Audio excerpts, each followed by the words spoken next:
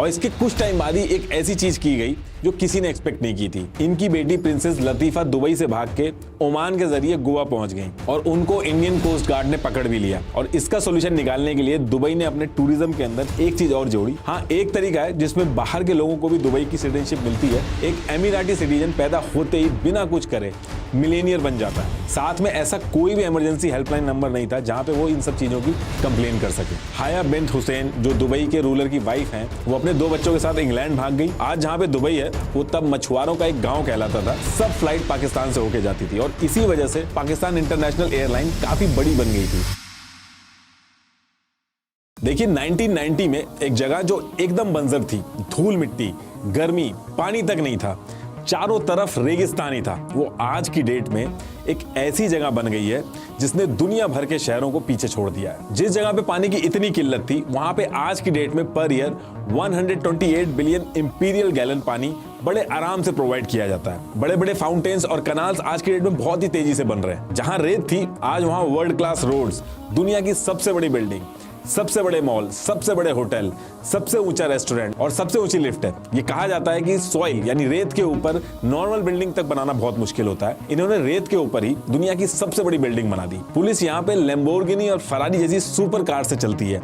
आप अभी तक समझ गए होंगे कि मैं दुनिया के सबसे अमीर लोगों के शहर दुबई की बात कर रहा हूँ। अब आपको लग रहा होगा कि इनके पास ऑयल होगा, उसके भंडार होंगे, इसलिए ये सब मुमकिन कर पा रहे हैं। तो देखिए ऐसा नहीं है, इनकी जीडीपी का सिर्फ 1% हिस्सा ही ऑयल से आता है। अब सबसे बड़ा क्वेश्चन ये है कि ये हुआ कैसे और ऐसी क्या दिक्कत आ रही है बाकी देशों को जो वो नहीं कर पा रही और ये कर ले रहे हैं। तो इसके पीछे एक बहुत ही इंटरेस्टिंग स्टोरी है। वो डिस्कस करने से पहले देखते हैं कि ये दुबई है किस जगह पे। Dubai. Welcome to Dubai. The city is now a global business hub and luxury tourist destination. Dubai, there is the tallest building in the world, the largest airport and shopping center, the most luxurious hotel, and the police patrol the city with sports cars. So how did the Emirates and Dubai in particular get so rich? Because I know Dubai is not Venice and Dubai is bad because it is Dubai.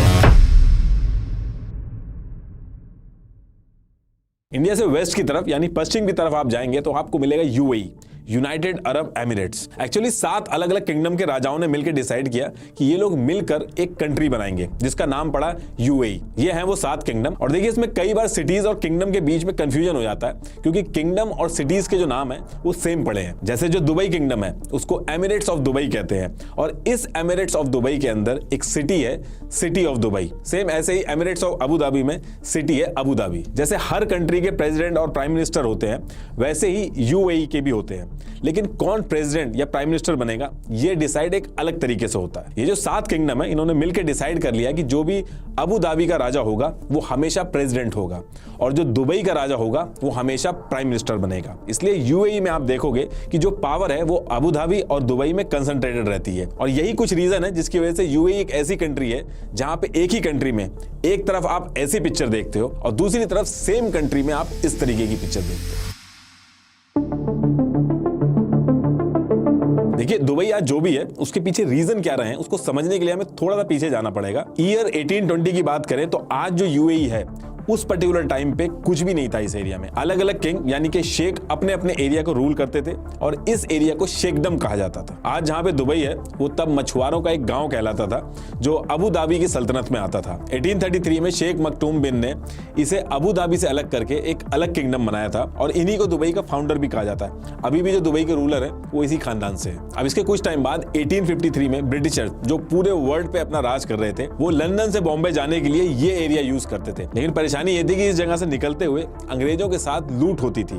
तो इसके लिए Britishers ने इन शेखडम ये जो area था Dubai और Abu Dhabi वाला इनसे बात की और एक ट्रूस एग्रीमेंट साइन किया जिसमें इन्होंने इनकी सिक्योरिटी की बात की ताकि आगे चल के इनको दिक्कत ना हो। उसके बाद से इस एरिया का नाम शेखडम से चेंज होके ट्रूशियल स्टेट हो गया और दुबई भी ट्रूस स्टेट में गिना जाने लगा। आगे चल के जब इस एरिया में रशिया और फ्रांस का इन्वॉल्वमेंट होने लगा तो इन ट्रूशियल स्टेट्स को ब्रिटिशर्स की आर्मी ने सिक्योरिटी दी और इन स्टेट्स का पूरा फॉरेन अफेयर ब्रिटिशर्स ही देखने लगे। लेकिन ब्रिटिशर्स ने यहाँ कोई डेवलपमेंट नहीं किया क्योंकि ब्रिटिशर्स के लिए ट्रूशियल स्टेट्स बस एक क्रॉसिंग पॉइंट था और ऊपर से हर तरफ रेगिस्तान था तो उनको यहाँ ज्यादा फायदा नहीं था।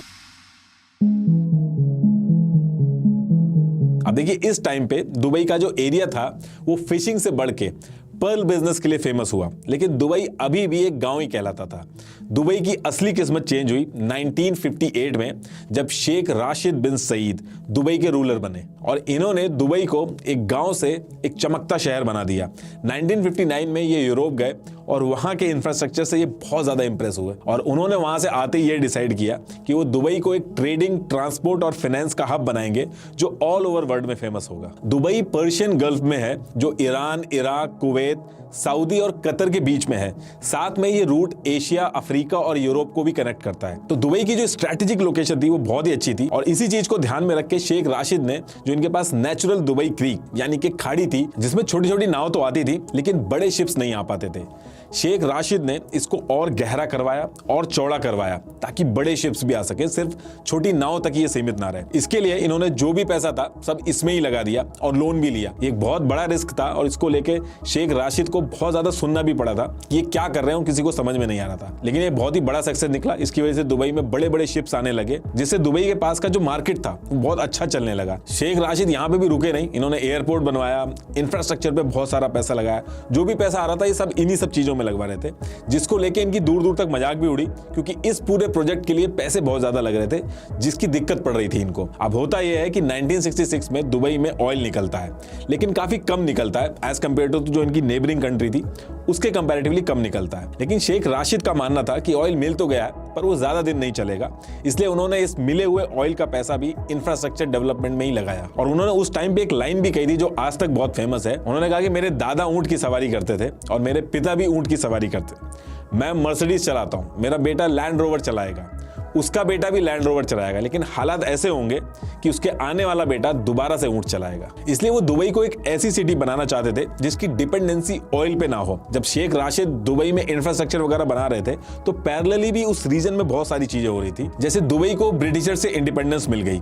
ब्रिटिशर्स इसलिए चले गए क्योंकि ब्रिटिशर्स को इस एरिया की सिक्योरिटी मेंटेन करने के लिए काफी पैसा लगाना पड़ता था। तो जो ब्रिटिशर्स थे वो 1968 में यहां से चले जाते हैं और दिसंबर 1971 में जितने भी किंगडम थे ये सब एक हो जाते हैं। रस अल खाइमा ये जो किंगडम था ये एक साल बाद ज्वाइन करता है, तो टोटल 7 किंगडम मिलके एक कंट्री बना लेते हैं। अब दुबई खुद में एक तो किंगडम था लेकिन as a country UAE represent करता था। देखिए जब भी शिप्स एक जगह से दूसरी जगह जाते हैं तो फ्यूल फिलिंग के लिए या फिर लोडिंग अनलोडिंग के लिए पोर्ट्स की जरूरत पड़ती है और दुबई एक ऐसी स्ट्रेटेजिक लोकेशन पे था कि उस पर्टिकुलर एरिया से बहुत सारी शिप्स को आना जाना पड़ता था। शेख राशिद ने इस चीज की इंपॉर्टेंस को उसी पर्टिकुलर टाइम पे समझ लिया और पोर्ट राशिद बनवाया। इस पोर्ट की वजह से वहां शिप्स रुकने लगे और जब कोई शिप रुकता है तो उसके आसपास बहुत बड़े लेवल पे कॉमर्शियल एक्टिविटी होती है। आप इसको ऐसे समझ लो कि कोई गांव है, उसके पास से एक हाईवे निकल के जाए और गांव वाले पेट्रोल पंप से लेके खाने पीने तक हर चीज उस गांव में अवेलेबल करवा दें, तो उस गांव की कमर्शियल एक्टिविटी जो है वो बहुत ही ज्यादा बढ़ जाएगी। सेम यही चीज पोर्ट्स के साथ हुई। पोर्ट राशिद जो था उसको 1972 में बनवाया गया था और इसकी सक्सेस को देख के 1979 में फिर से एक पोर्ट बनवाया गया, पोर्ट जेबल अली। वैसे तो उस पर्टिकुलर टाइम पे बनवाया गया था लेकिन आज की डेट में भी ये मिडिल ईस्ट का सबसे बड़ा पोर्ट है। अब ये सारी चीजें तो दुबई में बनी रही थी, इसके साथ साथ शिप्स की रिपेयरिंग वगैरह के लिए दुबई ड्राई डॉक बनवाया गया और जब ये सारी चीजें बनने लगी तो अब यहां से एमिरेट ऑफ दुबई चमकने लगा। जब बाकी देश तेल के पैसे से बड़े बड़े महल बना रहे थे तो उस टाइम पे शेख राशिद की सोच एकदम अलग थी और इसके कुछ टाइम बाद ही एक ऐसी चीज की गई जो किसी ने एक्सपेक्ट नहीं की थी। ऐसे टाइम पे जब सारे पोर्ट्स रेडी थे दुबई में, शिप्स खूब आ रहे थे, तो पोर्ट पे पैसे और बढ़ाने की बजाय शेख राशिद ने अनाउंसमेंट कर दी कि दुबई का port Jebel Ali commercial free zone है।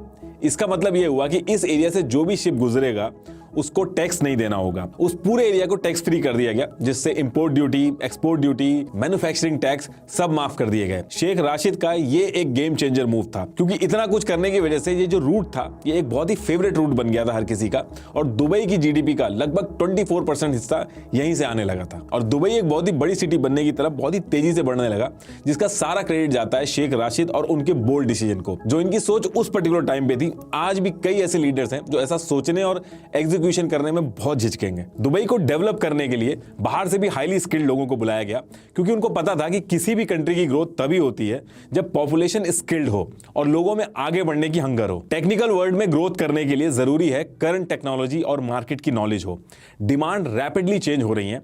आज जो टेक्नोलॉजी चल रही है नेक्स्ट ईयर एकदम अलग चल रही होगी, और इस चेंज में खुद को आगे रखने के लिए नई टेक्निकल स्किल्स सीखते रहने का हंगर जरूरी है। सिर्फ ड्रीम्स देखने से कुछ नहीं होगा। स्केलर इंडिया का बेस्ट टेक लर्निंग प्लेटफॉर्म है जहां आप एनरोल करके टेक करियर में ग्रो कर सकते हो। जरूरी नहीं है कि आपको हाई सैलरी पाने के लिए वही ट्रेडिशनल कॉर्पोरेट लैडर चढ़नी पड़े। स्केलर पे खुद को अप स्किल करके आप एक्सपोनेंशियली ग्रो कर सकते हो।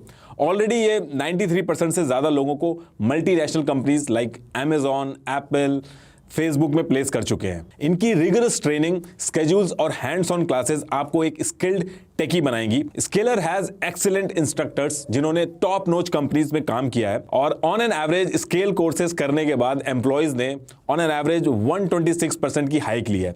तो do check out Scaler, link is in the description. तो टॉपिक पे वापस आते हैं। उस टाइम पे एक चीज और हुई थी। उस पर्टिकुलर टाइम पे पाकिस्तान में कराची एयरपोर्ट एक बहुत ही बड़ा और बिजी एयरपोर्ट हुआ करता था। पाकिस्तान की अच्छी लोकेशन की वजह से अमेरिका से लेकर ब्रिटिश एयरवेज सब फ्लाइट पाकिस्तान से होके जाती थी, और इसी वजह से पाकिस्तान इंटरनेशनल एयरलाइन काफी बड़ी बन गई थी। इस चीज को शेख राशिद दुबई के फेवर में डाइवर्ट करना चाहते थे, क्योंकि दुबई की भी लोकेशन बहुत अच्छी थी, जिसके लिए उन्होंने बहुत ट्राई किया और मल्टीपल रनवे वगैरह बनवाए। और ये जो रनवे वगैरह बनवाए, इससे एक फायदा ये हुआ कि जितनी भी एयरलाइंस थी, जैसे Singapore airline, air India, Malaysian airline, Asia और यूरोप के बीच चलने वाली जो फ्लाइट्स थी, ये एक रिफ्यूलिंग पॉइंट बन गया दुबई वहां का। लेकिन बात वहीं पे खत्म नहीं हुई, क्योंकि शेख राशिद इस पूरे एयरलाइन बिजनेस को दुबई में डाइवर्ट करना चाहते थे, और 1985 में उन्होंने एक एयरलाइन शुरू की और उसका नाम रखा एयर एमिरेट्स। इसके लिए उन्होंने ज्यादा पैसा देके पाकिस्तान से ही एयरप्लेन्स खरीदने शुरू किए, और धीरे धीरे करके पाकिस्तान का पूरा बिजनेस दुबई में डाइवर्ट कर दिया। एयर एमिरेट्स एयरलाइन जो थी वो बाकी एयरलाइंस को काफी पीछे कर देती है, क्योंकि दुबई गवर्नमेंट की तरफ से एयर एमिरेट्स को अलग से ग्रो करने के लिए पैसे दिए जाते थे, और जो टैक्स था वो एक भी रुपया नहीं लिया जाता है। वहीं अगर बाकी एयरलाइंस की बात की जाए तो उनकी जो गवर्नमेंट थी, उनकी जो कंट्री की गवर्नमेंट थी, वो उनसे टैक्स भी लेती थी, और जो भी खर्चा होता था उनको अपनी जेब से देना होता था। इसलिए एयर एमिरेट्स ने सबको पीछे कर दिया, और आगे चल के इसने पूरे दुनिया भर की एयरलाइंस को पीछे किया। देखिए, अगर आप दुबई गए होंगे तो आपने नोटिस किया होगा कि वैसे तो दुबई एक बहुत ही रिलीजन फॉलो करने वाले देशों में से एक है, लेकिन उसके बाद भी बाहर से आने वालों के लिए वहां कोई खास रिस्ट्रिक्शंस नहीं है। दुबई को ऐसे बनाया गया कि हर कंट्री के लोग वहां बिना किसी झिझक के आ जा सके, और एक बार आए तो बार बार आने का मन करे, और दुबई ज्यादा से ज्यादा पैसा बनाए। और ये जो सोच आज हम दुबई के अंदर देखते हैं, इस सोच की शुरुआत भी शेख रशीद ने की थी। जब दुनिया भर से शिप्स जो थे वो दुबई के अंदर आ रहे थे, तो उनको पता था कि बाहर से लोग भी आएंगे, और वहां के लोगों का दुबई के अंदर कंफर्टेबल फील होना बहुत ही जरूरी है। इसलिए दुबई के अंदर बाकी नेबरिंग कंट्री के कंपैरिजन में बहुत ही ओपन रूल्स एंड रेगुलेशन रखे गए हैं, और वो जो थिंकिंग है वो आज भी उनके बेटे ने आगे बढ़ाई है। देखते ही देखते पोर्ट्स और ट्रेड की वजह से दुनिया भर के लोग दुबई में आने लगे। यहां से शेख राशिद ने सोचा कि ये जो लोग आ रहे हैं इनको और फैसिलिटी दे दी जाए, ताकि ये दुबई के अंदर और रुके, और यहीं से दुबई को टूरिस्ट प्लेस बनाने की मुहिम चालू हुई। जो चीज एक पोर्ट बनने से शुरू हुई थी, वो अब टूरिस्ट डेस्टिनेशन की तरफ बढ़ रही थी। अब दुबई के अंदर बड़े बड़े होटल्स और बिल्डिंग बना के दुबई को टूरिस्ट डेस्टिनेशन बनाने का काम शुरू हुआ। दुबई में उस टाइम पर बहुत सारे लग्जूरियस होटल बनाए गए, और इसके साथ ही दुबई का होटल सेक्टर बहुत ही तेजी से बूम करने लगा। अभी तक तो दुबई उन लोगों से कमा रहा था जो शिप के थ्रू आ रहे थे, लेकिन 1990 में शेख राशिद ने ट्राई किया कि ऑल ओवर वर्ल्ड से लोग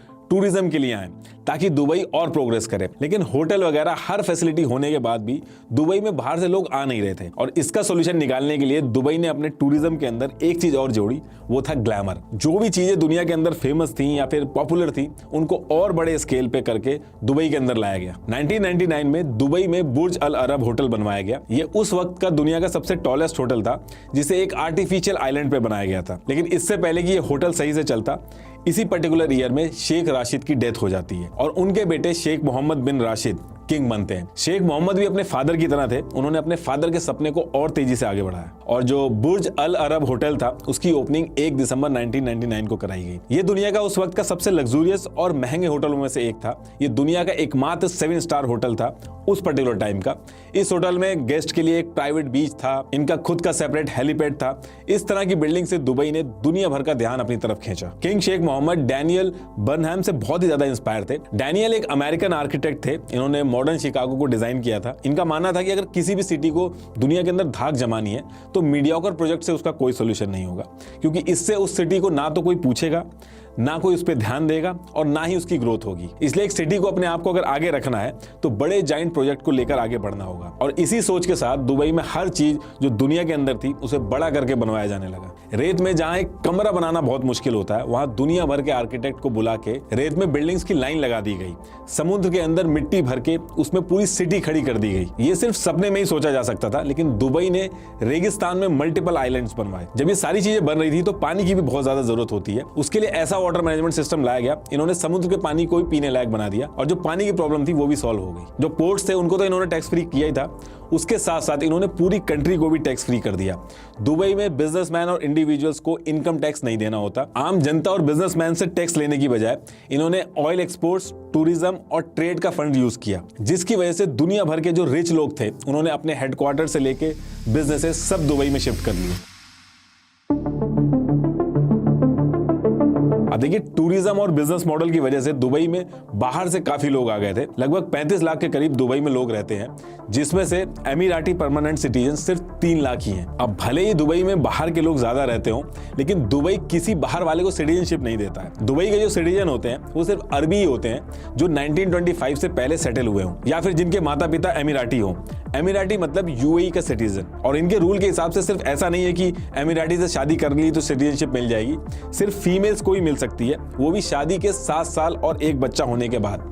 इन केस अगर बच्चा नहीं होता है तो 10 साल के बाद फीमेल को सिटीजनशिप मिलेगी। और मेल के लिए शादी से सिटीजनशिप लेने का ऑप्शन नहीं मिलता है।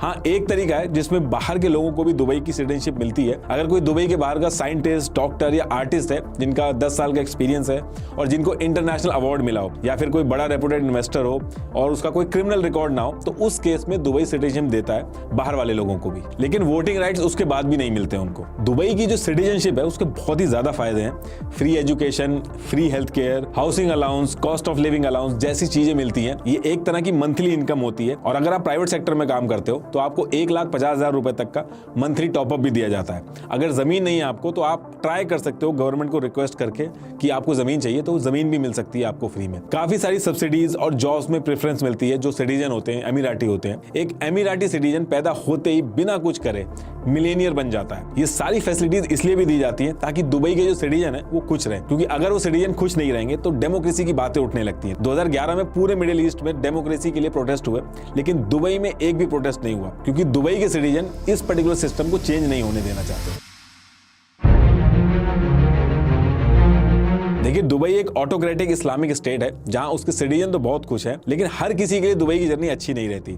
जितने कम टाइम में दुबई बना है उसको बनाने के लिए बहुत ही ज्यादा वर्कर्स लगे हैं, और ये सारे वर्कर्स दुबई के सिटीजन नहीं बल्कि इंडिया, पाकिस्तान, बांग्लादेश, नेपाल, फिलीपींस से आते हैं। इनके वर्किंग कंडीशन अच्छे नहीं होते, पे कम होता है, और कई केसेस में एम्प्लॉयर्स जो होते हैं वो इनकी सिचुएशन का मिसयूज करते हैं। दुबई में और गल्फ के बाकी देशों में जब फॉरेन वर्कर्स काम करने आते हैं तो वो सीधे काम करने नहीं आ सकते। वो एक सिस्टम के थ्रू आते हैं जिसको कफाला सिस्टम बोला जाता है। इस सिस्टम के थ्रू गवर्नमेंट दुबई के एम्प्लॉयर्स को परमिशन देती है कि वो बाहर से वर्कर्स ला सकें। इस परमिशन के बाद एम्प्लॉयर्स बाहर से आए वर्कर्स को टिकट के पैसे दे के बुलाते हैं और रहने के लिए जगह और सैलरी देते हैं। ये जो कफाला सिस्टम है, इसके थ्रू जो बाहर से वर्कर दुबई में काम करने आते हैं उनका एम्प्लॉयमेंट और रहने वाला जो वीजा है वो दोनों लिंक्ड होता है। तो एक तरह से गवर्नमेंट की बजाय बाहर से जो वर्कर्स आते हैं उनका जो लीगल स्टेटस होता है वो एक प्राइवेट आदमी के हाथ में होता है, बेसिकली इनके एम्प्लॉयर के हाथ में चला जाता है। और यही एक बहुत बड़ी दिक्कत है इस सिस्टम की, क्योंकि जो एम्प्लॉयर बाहर से वर्कर्स को वीजा स्पॉन्सर करके बुलाता है, अगर उसके वर्कर को काम छोड़ना हो तो उसके लिए एम्प्लॉयर की मंजूरी चाहिए होती है। एक बाहर से आए हुए वर्कर के लिए बिना परमिशन के वर्क प्लेस छोड़ना एक क्राइम है, जिसके लिए उसको सजा भी हो सकती है। वेस्टर्न मीडिया में कफाला सिस्टम को मॉडर्न स्लेवरी बताया जाता है। इस सिस्टम में कुछ एम्प्लॉयर्स वर्कर्स के पासपोर्ट, वीजा और फोन रख लेते हैं। ये जो वर्कर्स हैं ये ओवर क्राउडेड डॉर्म्स में रहते हैं।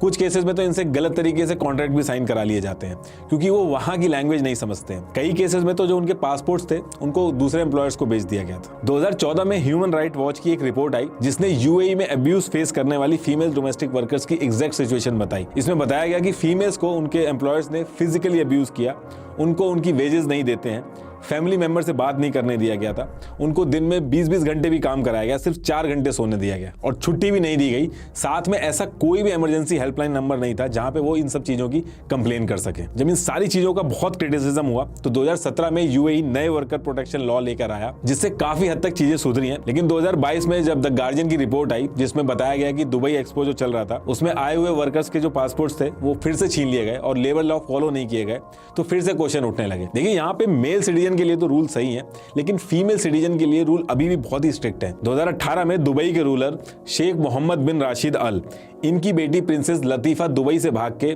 ओमान के जरिए गोवा पहुंच गई और उनको इंडियन कोस्ट गार्ड ने पकड़ भी लिया। तो उन्होंने बताया कि वो अपने फादर से भाग के आई हैं और उनको पॉलिटिकल असाइलम चाहिए, लेकिन इंडियन स्पेशल फोर्सेस ने उनको प्राइवेट जेट से दुबई वापस भेज दिया। बाद में 2021 में उन्होंने फिर से सीक्रेटली एक वीडियो बनाया जिसमें उन्होंने ये रिकॉर्ड करके बताया कि उनके पिता ने उनको दुबई में बंधक बना रखा है और उनकी जान को खतरा है। इसी तरह जून 2019 में प्रिंस हाया बिन्त हुसैन, जो दुबई के रूलर की वाइफ हैं, वो अपने 2 बच्चों के साथ इंग्लैंड भाग गई, उन्हें वहां पे शरण दी गई। इसी तरह प्रिंसेस लतीफा की जो सिस्टर थी प्रिंसेस शमशा, उन्होंने भी जुलाई 2000 में वैकेशन मनाते हुए गायब हो गई और लंदन में रहने लगी। लेकिन फिर कुछ दिन बाद उनको किडनैप करके प्राइवेट जेट से दुबई ले आया गया और 2020 में यूके के कोर्ट ने बताया कि उनकी जो किडनैपिंग हुई थी वो उनके पिता नहीं करवाई थी। देखिए दुबई दिखने में तो एक मॉडर्न सिटी बन गई है, लेकिन वहां पे अभी भी अथॉरिटेटिव और कंजर्वेटिव राज चल रहा है। दुबई ने कई सारे फ्रंट्स पे प्रोग्रेस करी है और कई सारे ऐसे फ्रंट्स हैं जो अभी भी पीछे हैं, लेकिन रेगिस्तान की रेत को एक बड़े मेट्रोपोलिस में कन्वर्ट करना ये किसी चमत्कार से कम नहीं है। लास्ट में एक बार फिर से आपको बता दूं